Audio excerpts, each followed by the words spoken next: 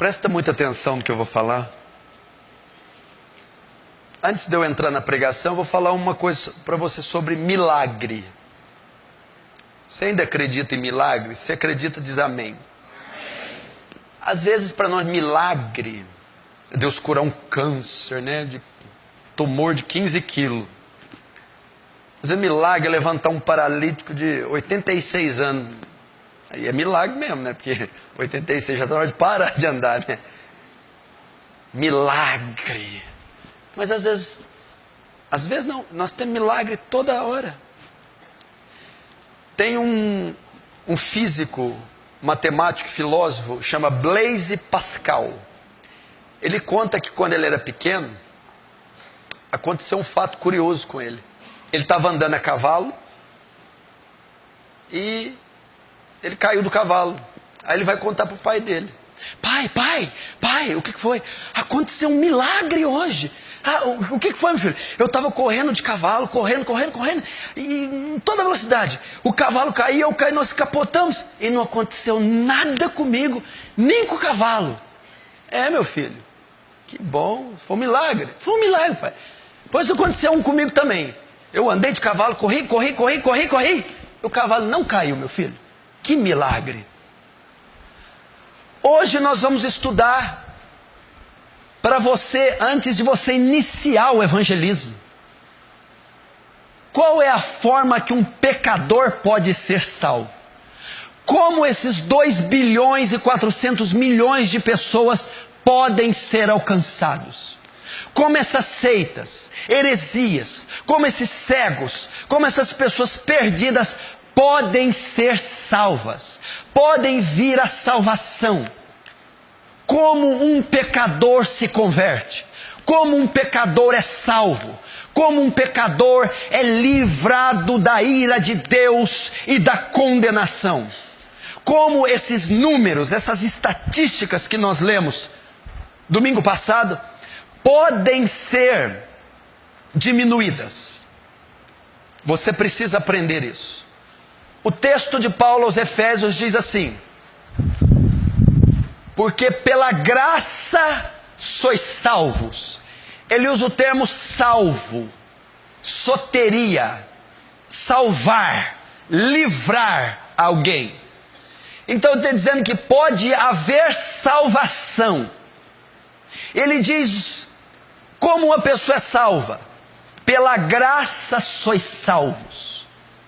Uma pessoa pode ser salva pela graça, pelo um ato de graça. Graça vem da palavra grega charis, que quer dizer favor imerecido, dádiva, presente de Deus. Um homem só é salvo pela graça. O que é isso? A salvação não é meritória, não é adquirida, não é conquistada. A salvação não é comprada. A salvação é um presente de Deus para a humanidade. A salvação é um ato benigno, amoroso de Deus. A salvação é uma dádiva da graça de Deus. É pela graça que alguém é salvo. Isso exclui toda a participação do homem na salvação e todas as obras que ele pode realizar.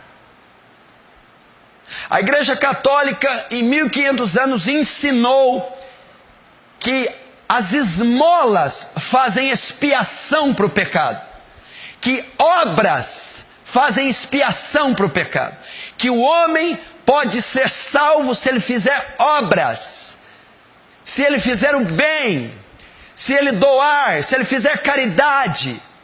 É uma afronta à revelação do apóstolo Paulo. O homem não pode conquistar sua salvação. Ela é uma obra da graça. É um presente. Se você está aqui, você foi salvo, não foi pelos seus méritos, foi apesar dos seus deméritos. Não foi pela sua bondade, foi apesar das suas maldades. Você foi salvo porque um Deus amoroso quis salvar você. Porque um Deus amoroso presenteou você. Todas as suas obras, Isaías 64, são como trapos de imundícia, disse Deus. Nada que nós fazemos pode agradar a Deus. Mas então por que Ele salvou? Por causa do amor incondicional. Por causa da incondicionalidade do amor de Deus. O que é isso? Deus não viu nada em você para que Ele o amasse. Você não precisou reunir nenhuma condição. Por exemplo, tem casais que falam assim, eu te amo, mas com uma condição, emagrece. Nossa, que amor, hein? Eu te amo, mas com uma condição, vende teu carro. Eu te amo, com uma condição, mata esse cachorro. É condicionado. Eu te amo, com uma condição. Tem condição. Deus não, é incondicional. Ele salvou por causa desse amor. Então, pela graça sois salvos. Os chineses, os hindus, os muçulmanos, os ateus serão salvos pela graça. É uma obra da benevolência, da benignidade, do amor imensurável, que não pode ser mensurado, de Deus, a salvação. Aprenda isso. Exclua toda forma meritória de ser salvo ou de salvar no seu evangelismo. Exclua toda a participação do homem. A doutrina espírita kardecista, ela ensina a mesma coisa, que a caridade é o que aperfeiçoa o homem. Eles acreditam na reencarnação e que o aperfeiçoamento, a evolução do homem, que é um tipo de salvação para eles, ela se dá com as obras de caridade. Por isso, os espíritas são fortíssimos na caridade. Porém, essa caridade é para que conquistem uma posição melhor. É para que paguem os seus pecados. É para que sejam melhores aceitos. Logo assim ensinando uma salvação meritória por obras.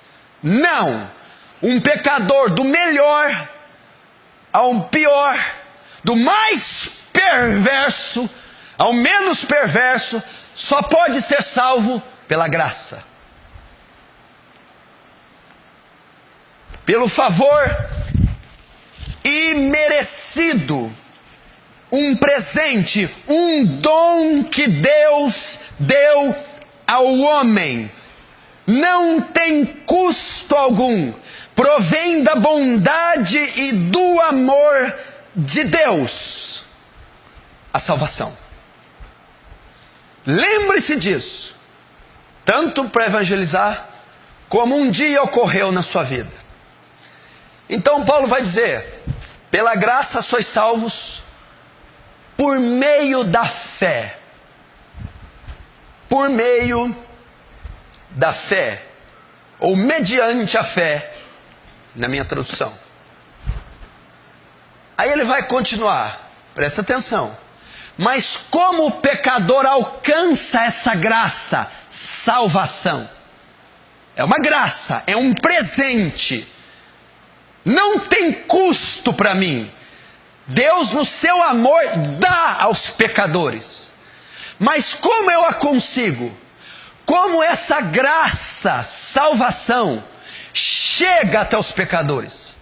Como os muçulmanos podem alcançar essa graça, salvação? Como os pagãos, os incrédulos, os perversos, os malignos, os que estão sem Deus, podem alcançar a graça chamada salvação? Como ela pode chegar até eles? Como a sua mãe, que pode não ter, pode alcançar?